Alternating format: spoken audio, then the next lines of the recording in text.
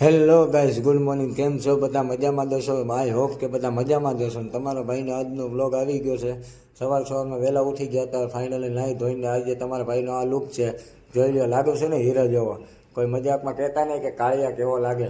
બસ આજ સવારમાં વહેલા ઉઠી ગયા હતા અને પછી ટાઈમ તો હજુ ઘણો બાકી હતો કારખાને જવા માટે. પછી બારે આવીને જોયું તો રેખા ત્યાં રોટલી કરતી હતી. ફાઇનલી આપણે સવારમાં દાદા દાદીના દર્શન કરી લીધા અને સાથે માતાજીના પણ દર્શન કરી લીધા.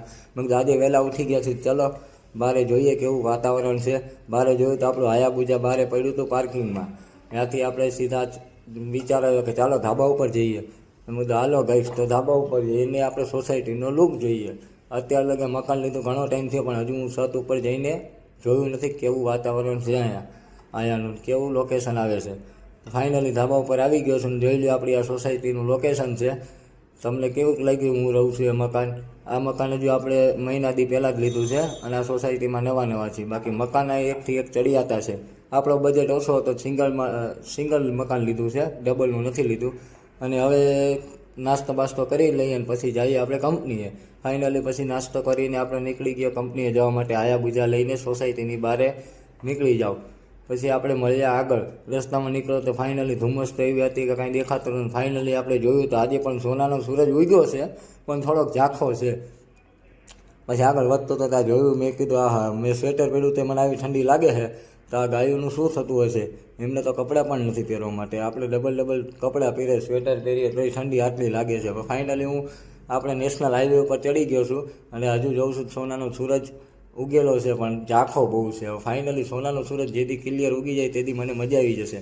ભાઈ હવે નજારો લેતો આગળ વધતો તો ફાઇનલી આ મંદિર કઈ જગ્યાનું છે, લોકેશન કોઈને ખબર હોય તો મને જણાવજો.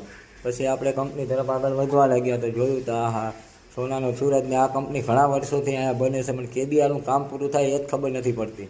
હું વિચારું છું કે મને લાગે છે કે હું ગઈઢો થઈ જઈશ ત્યારે આ કંપની ચાલુ થાય. ફાઇનલી આપણે કંપનીએ પહોંચી ગયા અને આવી ગઈ બાપુની દુકાન. બાપુની દુકાને પહોંચીને આપણે કહેવાનું છે કે લાવો બાપુ આજે આજનો ખોટો. બાપુ કે હાલે ભાઈ તારો ખોટો. પછી બાપુએ ફોસ્કેર આપી દીધી ને આરએમડી ગોતતા હતા. મને કે હાલે ભાઈ તારી આરએમડી. પછી આ બાજુ સાઈડમાં જોયું તો એક હાવજ આવીને બેઠો તો મેં તો કેમ છો હાવજ, ગુડ મોર્નિંગ, મજામાં ને? ફાઇનલી આપણે કંપનીએ પહોંચી ગયા છીએ અને બ્લોગ કન્ટિન્યુ છે, જોતા રહેજો. મળીએ નેક્સ્ટ. ફાઇનલી પછી આપણે હવે સાપર જવા માટે નીકળી ગયા છીએ.